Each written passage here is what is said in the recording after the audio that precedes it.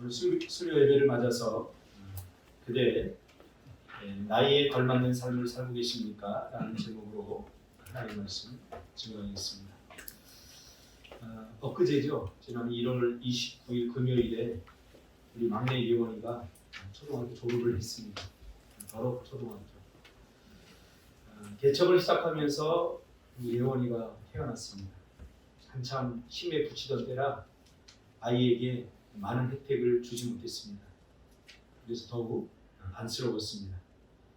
인천에서 제주로 올 때도 한참 학교에 재미를 붙이고 친구를 알 때 학교 가기 싫다고 그러더니 친구를 알기 시작하고 또 학교와 문방구의 의미를 깨닫고 나면부터는 이제 학교 다니는 것을 굉장히 즐거워하고 친구를 막 사귈 때쯤에 제주로 오게 되었습니다. 그래서 미안한 마음이 더 큽니다. 감사하게도 제주에 잘 적응하고 또 친구들을 사귀고 초등학교를 졸업하게 됐습니다. 우리 준서도 마찬가지죠. 홈스쿨을 하고 있지만 또 공교육 제도 안에서는 졸업을 할 나이이기 때문에 이제 수료를 합니다. 준서는 특별히 부모의 사랑과 관심을 듬뿍 받으며 자라고 있습니다. 아마 지금은 잘 모를 것입니다. 이 홈스쿨을 하는 것이 얼마나 부모의 희생과 헌신이 따르는 자신의 인생을 던져버린 저분들은 자신의 삶이 없죠. 자신의 인생이 없죠. 삶을 던져버리지 않으면 안 되는 그러한 자녀들을 사랑하는 마음으로 홈스쿨을 하고 있다는 사실 아마 지금은 잘 모를 것입니다.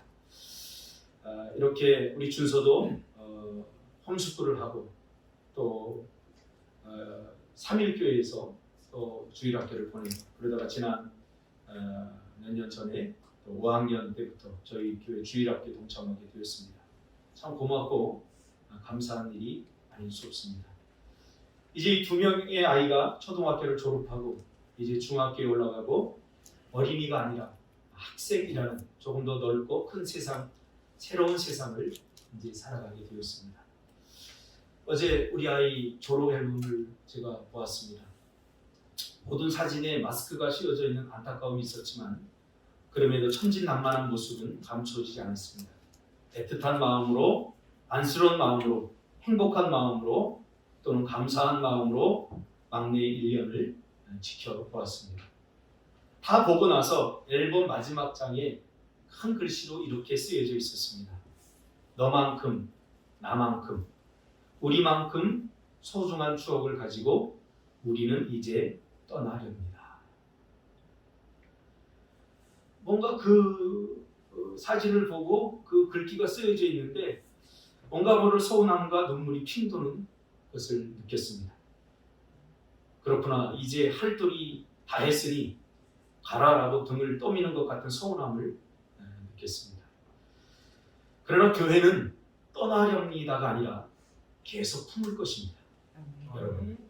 그리고 계속 저희는 여러분과 함께 해줄 것입니다.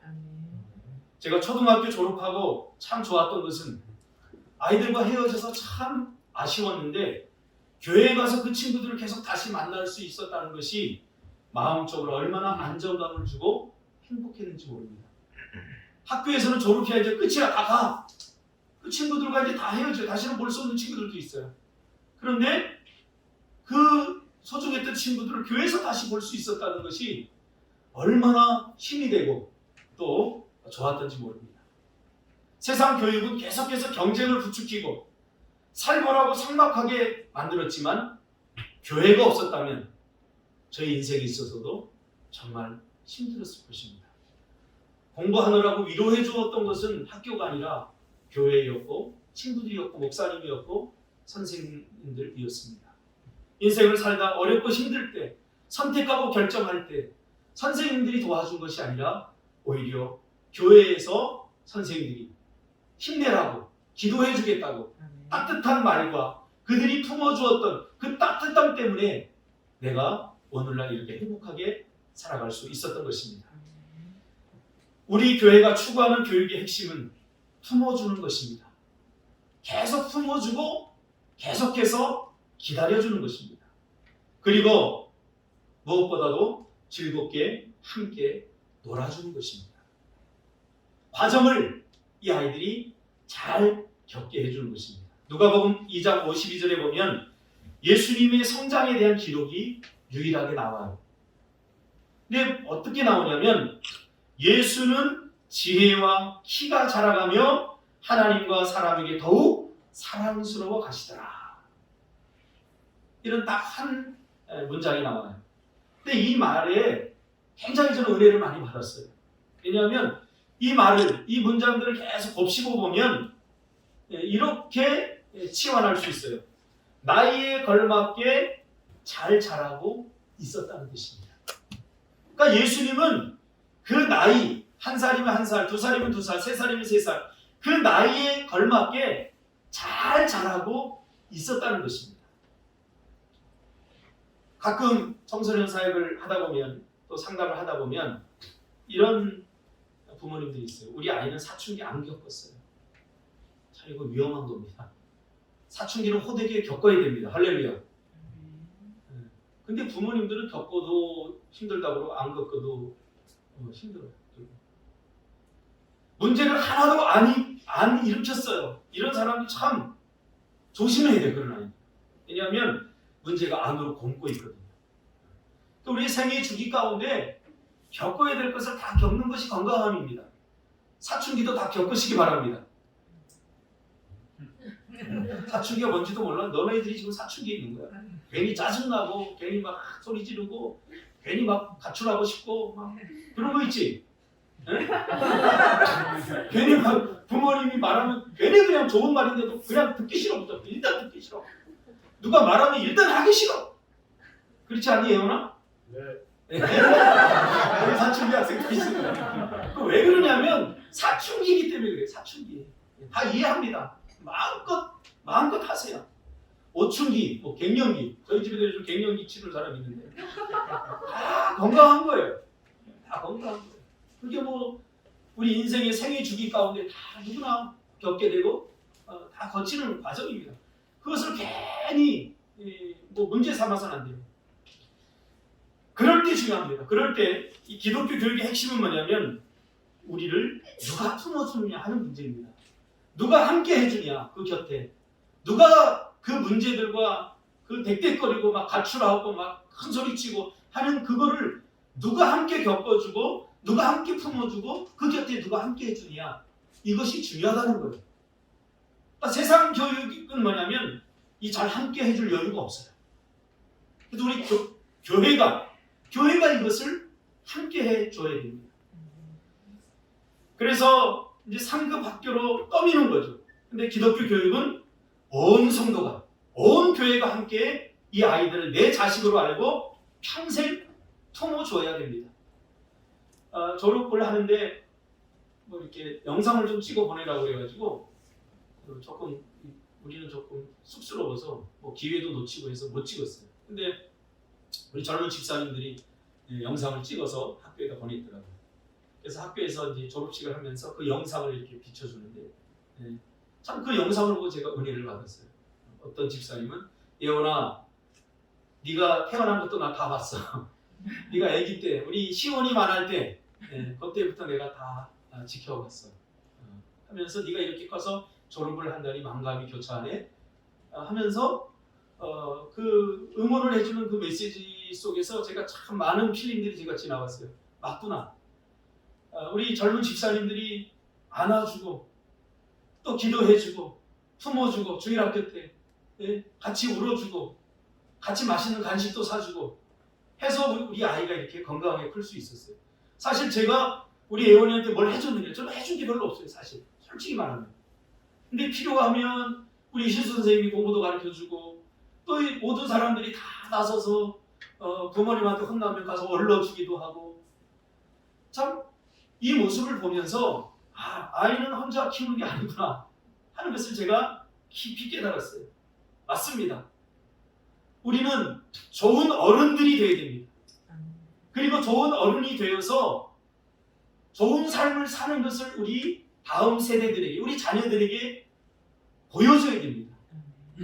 교육은 어떻게 하는 거냐면 가르치는 게 아니라 보여주는 겁니다. 이게 기독교 교육의 핵심이에요. 예수님도 그랬고 사도 바울도 그랬어요. 나를 본받는 자라 같대라 라고 말했잖아요. 그렇죠? 그러니까 아이들은 가르친 대로 배우는 게 아니라 본대로 배우는 거예요. 예수님의 삶도 마찬가지예요. 나는 이렇게 못 사니까 너희들만이라도 잘 살아라. 아무리 얘기해도 아이들은 배우지 않습니다. 우리가 말한 대로, 제가 언젠가는 이제 차를 몰고 가다가 우리 예린이 어릴 때예요. 조그만 6살, 5살. 말 막 배우기 시작했으니까 몇 살이 배우나요? 하준이 보니까 하준이 정도 됐을 때 같아요. 그때 찝차가 있었는데 제가 그때는 막 지금도 좀 과격하지만 그때는 더 과격했어. 운전하는 게 누가 끼어들면 욕하고 막 그랬어요. 그런데 누가 끼어들었는데 갑자기 우리 예린이가 에이씨 그러는 거예요. 우리 예린이가 에이씨 왜 끼어들어 이러는 거예요. 그때 제가 회개를 많이 했어요. 우리는 말하는 대로 가르치는 대로 배우는 게 아니라 내가 산 대로, 내가 말하는 대로 삶으로 가르쳐야 되는구나. 뼈저리게 깨달았어요. 세상 교육은 아이들을 한 통 속에 집어넣고 똑같은 사람으로 만들려고 합니다. 그렇게 하지 말고 우리는 각각 하나님이 주신 성품과 기질을 인정하고 주 안에서 자신의 정체성을 찾을 수 있도록 또 성장할 수 있도록 그렇게 함께 도와야 됩니다. 참 세상 교육을 받고 나면 외롭지 않습니까? 왜냐하면 다 개인의 탓으로 돌리고 해요. 네가 좋은 대학 가지 못한 것도 네 탓이고 네가 좋은 직업 갖지 못한 것도 다 네 탓이고 그러니 뭐예요? 다 내 탓이니까 죽고 싶은 거예요. 다 내 탓이야. 사회의 구조적인 문제는 없나요? 언제 그들이 쓰러질 때 어른들이 일으켜줘 본 적이 있나요? 저는 너무 감사한 게 군대 졸업하고 제자가 오랫동안 떠나있던 제자가 저를 찾아왔어요. 해병대도 나왔어요. 해병대 귀신도 잡지 않습니까? 해병대를 나왔는데 저한테 찾아와서 목사님 너무 외롭습니다. 내가 대학도 이제 나오고 해병대도 나오고 뭐 새롭게 뭔가를 시작하려고 하는데 주변에 어른들이 없어요. 너 이 길로 가라 이렇게 하라 하고 응원해주고 뭔가 좋은 말을 해줄 수 있는 어른들이 없어서 제가 아무리 생각해봐도 죄송합니다. 제 자랑하는 거 아닙니다. 목사님밖에 없어 찾아왔습니다. 그리고 찾아왔어요. 그래서 제가 붙들고 충분히 위로해주고 조급해하지 말아라. 기회는 언제든지 위로해줬어요. 교회가 해야 될 일, 부모가 해야 될 일, 우리 어른들이 해야 될 일이 바로 이러한 역할 아닙니까? 이제 이 아이들이 14살이 됐나요? 예원이? 네, 우리 교회가 14살이니까 14살이죠. 주님이라면 이 14살 난 아이들에게 무슨 말을 해주고 싶을까에 대해서 묵상을 해봤습니다. 아이들이라는 우리 선생님들은 반드시 기억해야 되고 우리 어른들은 반드시 기억해야 되는 게 있는데 아이들이라고 하는 복수 개념으로 아이들을 대하면 안 됩니다. 아이들은 단수로 대해야 됩니다. 이 세상의 유일한 한 사람으로 대해야 됩니다. 제가 청소년 사역을 하고 목회를 하면서도 성도들을 복수로 대하지 않으려고 애썼습니다. 여러 성도들 그냥 성도야 이렇게 아니라 성도 한 사람 한 사람으로 대하려고 저는 애썼습니다. 왜냐하면 제가 아이들 취급을 받아봤기 때문에 그래요. 공교육 속에서 저는 그냥 여러 아이들 중에 한 사람, 별 볼 일 없는 아이 중에 한 사람으로 취급을 받았어요. 그래서 얼마나 외롭고 힘들었는지 몰라요.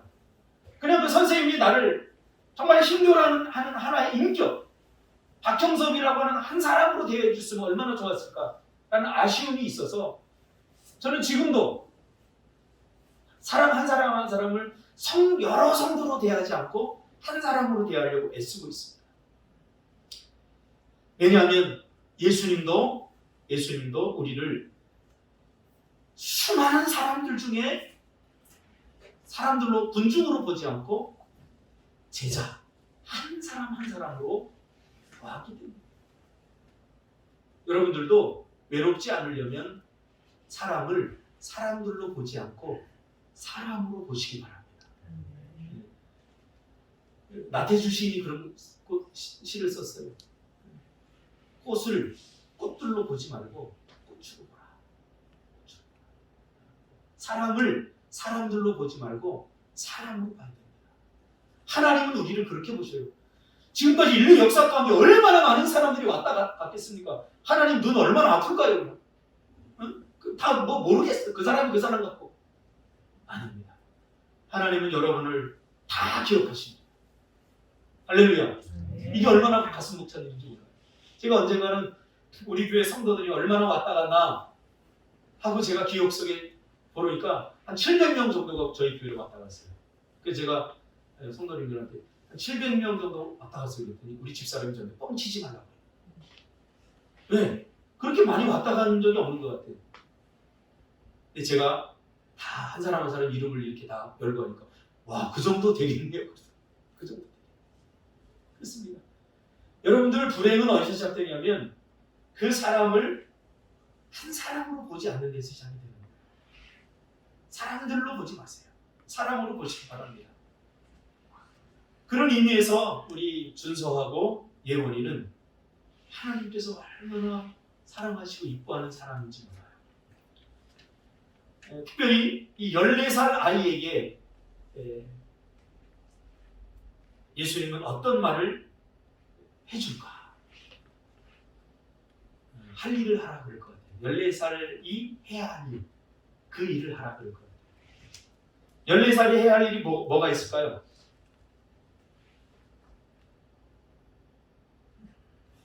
니네도 하고 싶은 거 없어? 핸드폰, 게임. 사실 이거 해야 돼요, 얘들. 14살이 해야 할 일이 무엇인가 하면 그것을 우리가 하게 해야 돼요. 14살은 사실 얘네들이 뭐 핸드폰을 하고 게임을 하고 하지만 그 저변에 그 마음속에 들어가 보면 뭔가 새로운 것을 자꾸 배우고 싶은 거예요. 자꾸 하고 싶은 거예요. 그런 열망들이 다 들어있어요. 그래서 그 중에 하나가 이제 핸드폰이 될 수 있고 또 게임이 될 수 있고. 그러니까 단순히 핸드폰 하지 마라, 게임 하지 마라 그러면 안 돼. 우리도 하면서. 그러니까 쟤들의 욕망을 그 뭔가 배우고 싶고 뭔가를 하고 싶은 그것을 하도록 도와주는 것이 굉장히 중요합니다. 저는 그 중에 하나가 독서라고 생각을 해요. 독서가 게임보다 훨씬 재밌어요. 제 경험에 의하면. 지금 독서하기 싫어, 책 읽기 싫어 그런 건 누구 때문이에요? 다 엄마 아빠들 때문이에요. 왜? 엄마 아빠가 책을 그렇게 즐겁고 행복하게 본 모습을 자녀들이 본 적이 없어. 우리는 그 얘기를 해야 돼요. 정말 여러분 책이 유익하고 책이 우리를 행복하게 한다는 것을 이제부터라도 우리가 책을 들고 다니면서 책을 읽으면서 책 이야기를 해주고 하면서 해야 돼요. 독서를 하는데 가장 중요한 게 뭐냐면 주변에 독서 분위기를 만들어야 합니다. 책을 많이 사다 놓고 이게 아니라 책 이야기를 하고 책을 통해서 뭔가 유익한 걸 얻고 하는 그런 분위기를 만들어야 돼요. 읽고 또 생각하고 하는 이런 훈련들을 할 필요가 있어요. 이 독서를 하게 되면 생각이 넓어져요. 그래서 생각하는 훈련을 좀 하게 됩니다. 이 아이들과 이야기하다 보면요, 사실 우리가 생각하는 것보다 훨씬 많은 것들을 생각하고 있어요. 근데 우리는 생각을 자꾸 죽여버려요. 야, 귀찮게 그거 왜 자꾸 물어봐. 야, 그거는 이제 대학교 가서 해. 그럼 조금 있으면 누가 가르쳐 줄 거야. 자꾸 그래요. 근데 자꾸 그런 걸 묻는 것은 생각을 좀 넓히고 싶어, 생각을 하고 싶어서 하는 거예요. 우리 애원이도 가끔 이렇게 이야기를 하다 보면, 야, 제가 저런 생각을 다 해? 이제 보세요. 우리 하준이도 이제 말 뛰면 하준이한테 한번 물어보세요. 하준아, 너는 인생이 뭐라고 생각하냐? 얘기한다니까요. 넌 죽음이 뭐라고 생각하냐? 그러면 다 얘기한다니까요. 저도 돌아보면 5살 정도 때 죽음에 대해서 생각했어요. 제가 특별한 일이 아니에요. 우리는 하나님의 형상을 따라 지음을 받은 사람들이기 때문에 어른들이 생각하는 거 아이들도 다 생각을 해요. 그래서 그 아이들의 생각을 무시하면 안 돼요. 그러니까 생각을 넓히기 위해서는 대화를 많이 해줘야 돼요. 대화가 굉장히 중요해요. 그러니까 대화는 주장이 아닙니다. 생각을 나누는 거예요. 아, 너 이런 생각을 하고 있구나. 생각을 나누고. 제가 이스라엘 그 도서관에 간 적이 있습니다.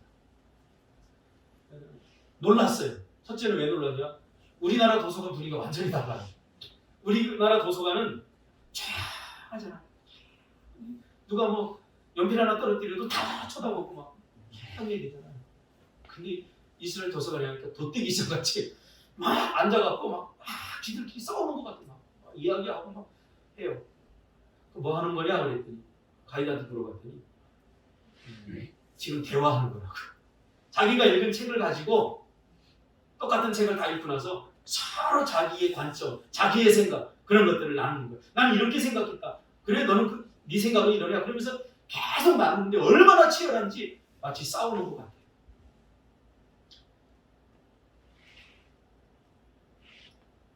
그러니까 책을 읽고 대화하는.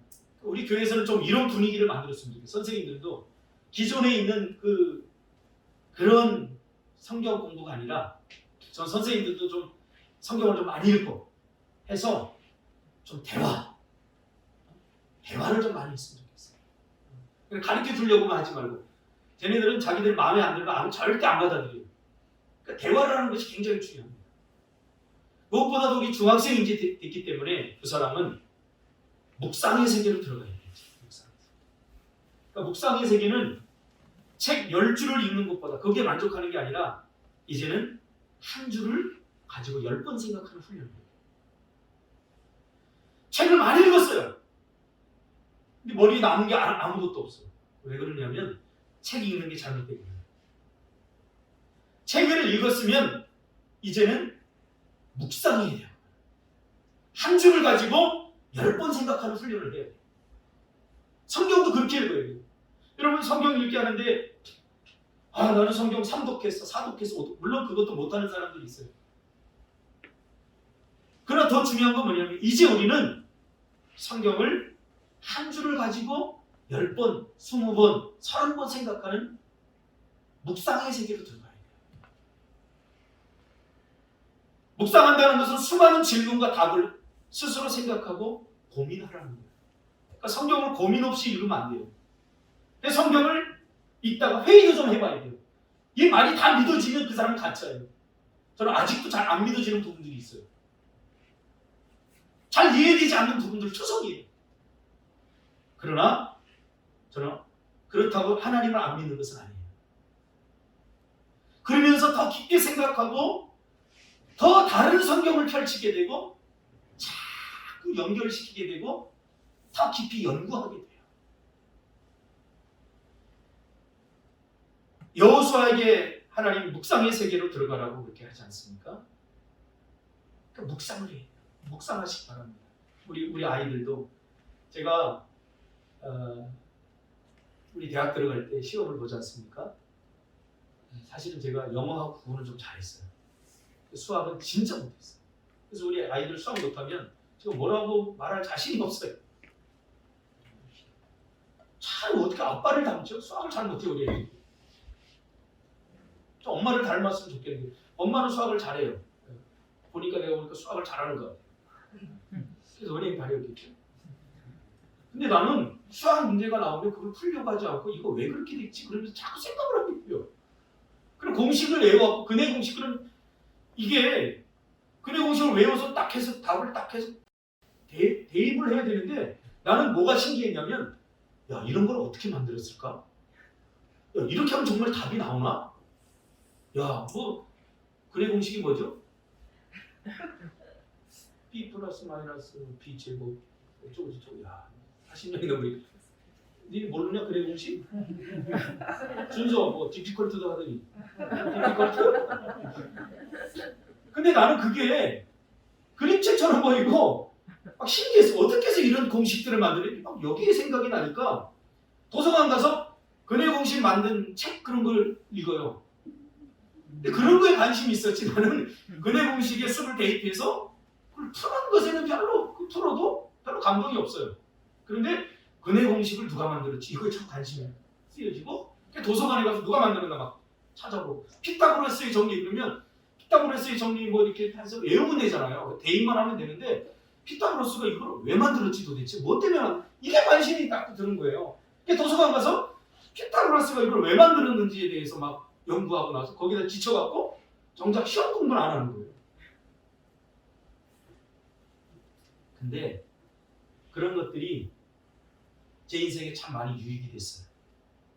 뭐가? 책을 읽었다는 게. 책을 읽었다는 게. 정말 이렇게 감사해요.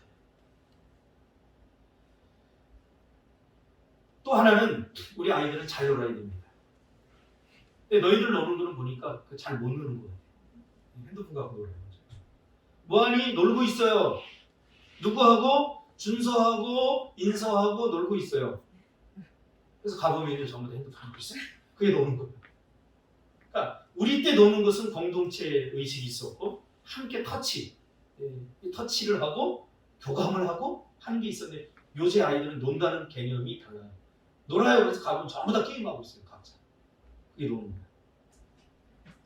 잘 놀아야 됩니다. 몸을 부딪히면서 놀아야 됩니다. 우리 예원이가 상을 하나 탔어요. 졸업하면서. 물론 다 받았어요. 한 20명도 안 되니까 상을 다 줬더라고요. 근데 저는 정말 이 상이 너무 감사했어요. 무슨 상을 탔냐면 아마 성적상을 탔으면 엄마가 기뻐했을 거예요. 근데 저는 이 상이 너무 감사하더라고요. 우정상을 탔어요. 할렐루야. 우정상. 그러면서 선생님이 설명을 해주는 거예요. 그 선생님이 여자 선생님인데 우리 예원이가 우정상을 탔어요.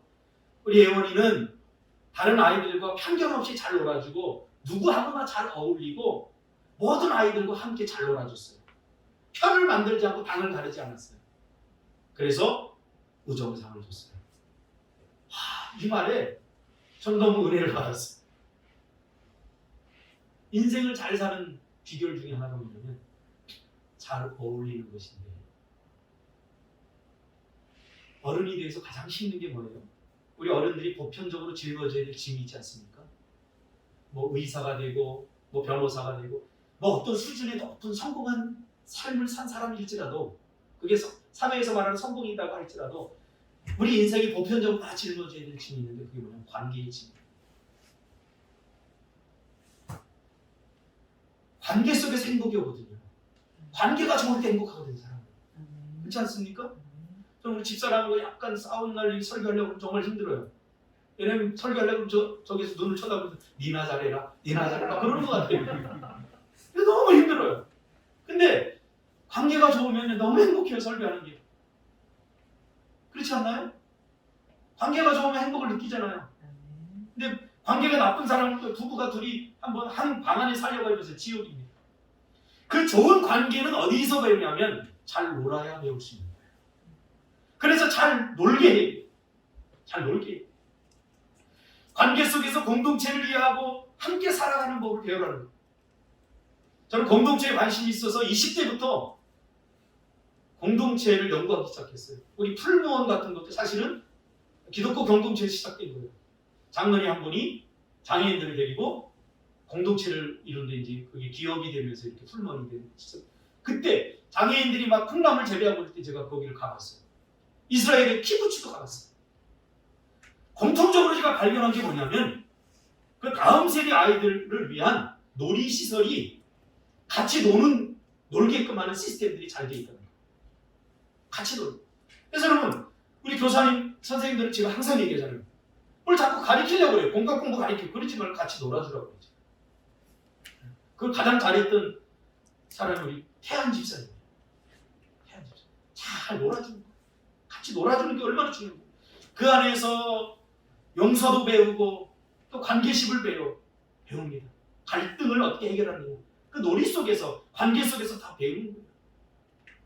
그걸 억지로 뭐 하라고 한다고 해서 됩니까? 안 돼요. 실제적으로 놀이 속에서 그걸 배울 수 있는. 그래서 관계가 참 중요합니다. 또 하나는 이렇게 잘할 때는 아이들이 실수해도 괜찮다고 가르쳐요. 실수해도 괜찮다. 지금 세상은 실수를 인정하지 않습니다. 실수를 실패로 인정합니다.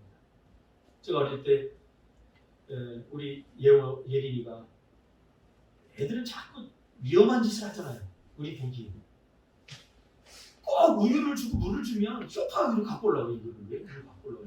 우리는 예상하잖아요. 그거 100% 쏟을 거다. 근데 이 아이들은 그걸 갖고 가. 아니나 다를까 쏟아요. 그럼 우리는 어떻게 하지? 그것 봐! 무슨 예언자라도 된 것처럼.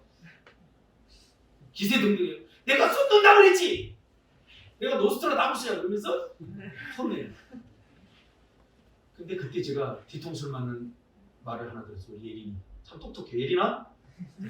예린이가 그때 뭐라고 그랬냐면 뭐 아빠 닦으면 되잖아. 아빠 닦으면 되잖아. 뒤통수를 맞아. 닦으면 되는데 닦는 게 귀찮으니까 내가 그냥 막 겁박하고 막 도끼는 뜨고 막 이렇게 합니다. 교육이란 뭐냐면요, 귀찮고 번거롭고 까다로운 것을 말없이 해야 돼요. 교육이 딱 우유 딱 주고 나서 너 흘리면 안 돼. 우리 딱 안 흘리도록 만드는 게 교육이 절대 아니에요. 그건 로봇 만드는 거예요. 기독교 교육은 그래서 안 돼요. 흘려보고 그리고 처음에 내가 닦아줘요. 그러다 좀 시간이 지나면 어떻게 하냐면 우리 같이 닦을까 해요.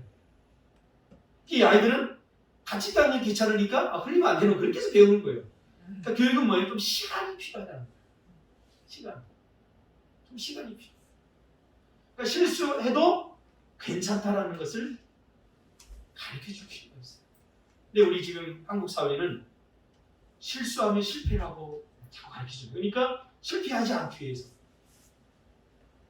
실수하지 않고 실수는 끝이라고 자꾸 이야기하니까. 얼마나 무서워요. 실수해도 끝이. 실수하면 끝이야 너. 백민지. 또 대학 못 가면 끝이야. 이 이야기랑 똑같아요. 끝인가요? 아니에요. 또 다른 길이 있고 또 다른 일들이 있어요. 그거를 우리 교회가 보여주고 우리가 보여줘요. 한국에서 서울대학 못 나오면 다 바보 취급당하는 시대가 있었죠. 그래서 서울대학 나와도 서울대학 못 가면 전부 다 기죽고 살아요. 근데 제가 심리학을 공부하면서 보니까 서울대 사람들이 가장 열등감이 심해요. 서울대의 상위권에 있는 상위권 점수들이 포진되어 있는 학과들이 있지 않습니까? 그 학과에 들어가지 못한 서울대 학생들은 다 기죽고 다닙니다. 열등감. 나는 저 학과 못 들어갔어. 난 법대 못 들어갔어. 난 무슨 학과 못 들어갔어. 그렇게 살지 말자는 거죠. 우리 누구도 사람들에게 자신의 인생을 평가받지 않아야 돼요. 오직 하나님께서는 평가해요. 그래서 시골에 작은 촌부로 산다고 해도 우리 함부로 무시해서는 안 돼요. 하나님이 보시는 방식으로 우리 아이들이 그렇게 커야 돼요. 여러분 싱어게인 보시잖아요. 30보 다 아시죠? 이재철 목사님 아들이잖아요. 그 이재철 목사님이 그 아들로 인해서 지금 다시 조명을 받고 그 교육이 조명을 받고 있잖아요. 아들이 4명이에요. 뭐 자유롭게 굉장히 자유롭게 자기답게 살도록 이재철 목사님이 이렇게 한 거예요. 뭐 애들이 캠브리지도 뭐 거기서 막 장학금 주고 데려가려고 그러는 걸 아니다. 우리는 가족하고 함께 살아야 된다. 그래서 다시 콜 해가지고 다시 불렀어요. 그러니까 우리는 자꾸 어떤 기술을 얻고 변호사니 뭐 의사니 자꾸 이런 걸 가지고 행복을 하려고 하면 안 되고 자기답게 사는 것, 자기가 행복하게 살 수 있는 것 평생 그 일을 하도록 해야 돼요. 그 일이 청소년이라면 그 일을 하는데 부모님들이 부끄러워해서는 안 되고요. 그 일을 하는 데 있어서 우리가 일말의 어떤 가책을 받아서도 안 돼요. 이제는 그런 시대로 우리가 지금 살아가고 있잖아요. 그게 예수님이 우리에게 보여주는 모범 아니겠습니까?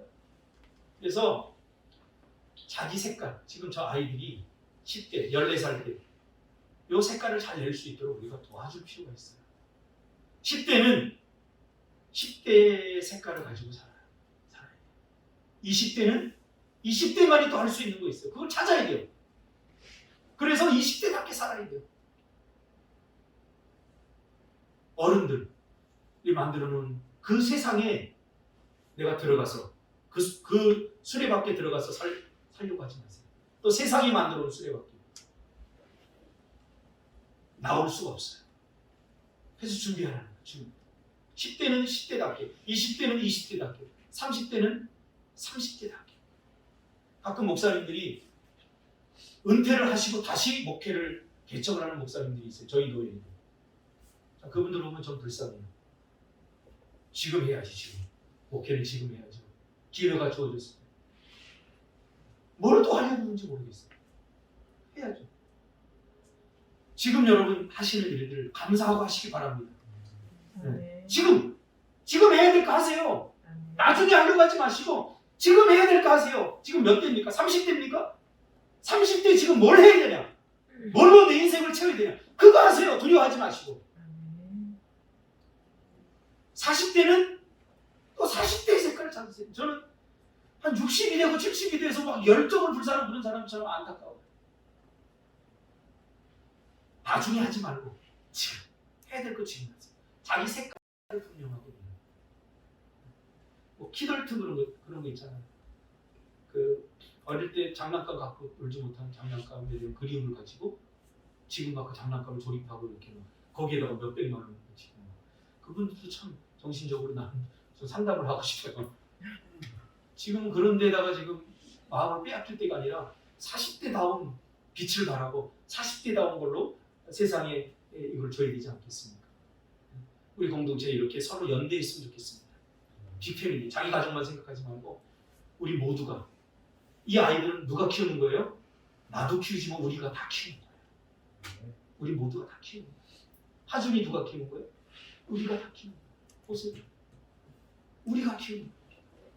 이런 빅패밀리 개념을 가질 필요가 있어요. 그게 이스라엘 공동체가 가졌던 교육관입니다. 그리고 예수님은 유대인의 결례에 따라, 유대인의 결례에 따라. 이 과정을 예수님도 유대인의 결례에 따라, 간단한 단어인 것 같지만 예수님도 유대인의 그 모든 성장 과정을 다 겪은 거예요. 특별히 유대인의 결례하면 우리가 생각해야 될 첫 번째 건 뭐냐면 독서 훈련이었어요. 독서. 하나님의 말씀을 부지런히 읽게 하고 그리고 묵상하게 하고 하는 독서 훈련이 주였답니다. 그러면 여러분, 자기 나이에 맞는, 그 나이에 걸맞는 삶을 살고 지금 계신지 우리 자신들에게 한번 물어보고 나이에 맞는 삶으로의 인생을 회개하시길 바랍니다. 기도하겠습니다.